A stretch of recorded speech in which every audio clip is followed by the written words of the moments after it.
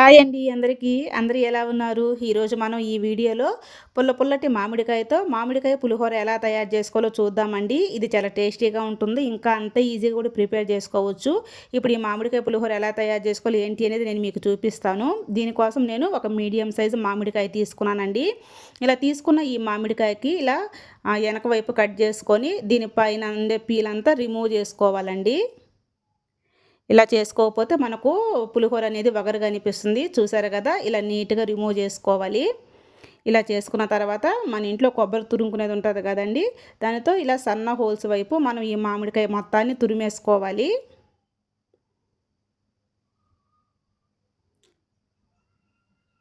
చూసారు కదండీ! ఈ విధంగా నీట్‌గా మొత్తం తురుముకోవాలి. ఇలా తురిమిన తర్వాత మనం ఈ మామిడికాయ తురిమినంతా ఒక ప్లేట్‌లోకి తీసేసుకోవాలండి.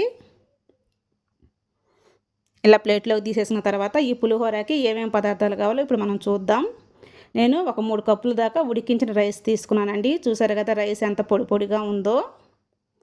తర్వాత లైట్‌గా వేయించుకున్న నువ్వులను ఒక 2 టేబుల్ స్పూన్లు తీసుకున్నానండి. తర్వాత ఒక టేబుల్ స్పూన్ మినపప్పు, ఒక టేబుల్ స్పూన్ పచ్చిశనగపప్పు, ఒక 2 టేబుల్ స్పూన్లు పల్లీలు తీసుకున్నానండి. ఇంకా ఇందులోకి ఒక 4 పచ్చిమిర్చి, కొన్ని కొబ్బరి ముక్కలు, ఒక 5, 6 జీడిపప్పు పలుకులు తీసుకున్నాను. ఇంకా ఒక 3 కరివేపాకు రెమ్మలు తీసుకున్నానండి.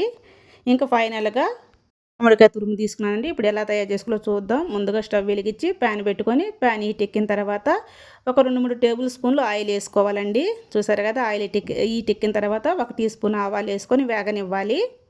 ఇలా వేగిన తర్వాత మనం పల్లీలు వేసుకొని వేయించుకుందామండి. పల్లీలు వేగిన తర్వాత మినపప్పు, పచ్చిశనగపప్పు వేసి వేయించుకుందాం. ఇప్పుడు ఇందులోకి ఒక 3 ఎండుమిర్చి వేసుకుందామండి. ఎండుమిర్చి ఫ్రై అయిన తర్వాత మనం తీసుకున్న పచ్చిమిర్చి కట్ చేసి వేసుకుందాం.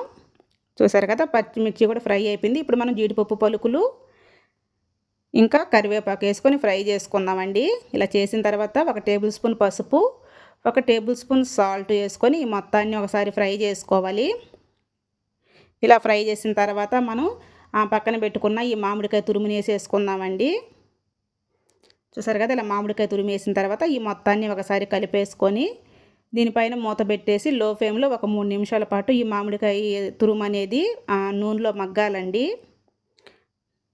ఇప్పుడు మూత తీసి చూద్దాం. చూసారు కదా మామిడికాయ తురుము అనేది మగ్గిపోయింది. ఇప్పుడు ఇందులో మనం కొబ్బరి పలుకులను పొడి చేసి వేసుకోవాలండి. తర్వాత నువ్వులు తీసుకున్నాం కదా అది కూడా మనం ఇలా పొడి చేసుకొని వేసుకోవాలండి. ఈ మొత్తం వేసిన తర్వాత దీన్ని మొత్తాన్ని ఒకసారి కలిపేసుకొని పైన మూత పెట్టేసి ఒక నిమిషం పాటు ఇది లో ఫ్లేమ్లో మగ్గనిద్దామండి. చూసారు కదా రెడీ అయిపోయింది. ఇప్పుడు స్టవ్ ఆపేసుకొని కొంచెం చల్లారనివ్వాలి. ఇప్పుడు చల్లారిందండి. ఇప్పుడు మనం తీసుకున్న రైస్ని కొంచెం కొంచెం వేసుకుంటూ మొత్తం కలుపుకోవాలండి. చూసారు కదా ఈ విధంగా కలుపుకోవాలి. తర్వాత మిగిలిన రైస్ని కూడా వేసేసుకొని మొత్తం కలిపేసుకుందామండి.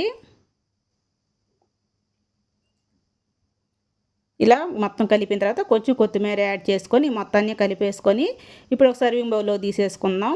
అంతేనండి ఎంతో టేస్టీగా ఉండే మామిడికాయ పులిహోర అనేది రెడీ అయిపోయింది. మీరు కూడా తప్పకుండా ఒకసారి ట్రై చేయండి. ట్రై చేసి ఎలా వచ్చింది ఏంటి అనేది కామెంట్ చేయండి. ఇంకా ఈ వీడియో మీకు నచ్చితే ఒక చిన్న లైక్ చేసి అలానే మన ఛానల్ కూడా సబ్స్క్రైబ్ చేసుకోండి. Thank you for watching. Bye bye.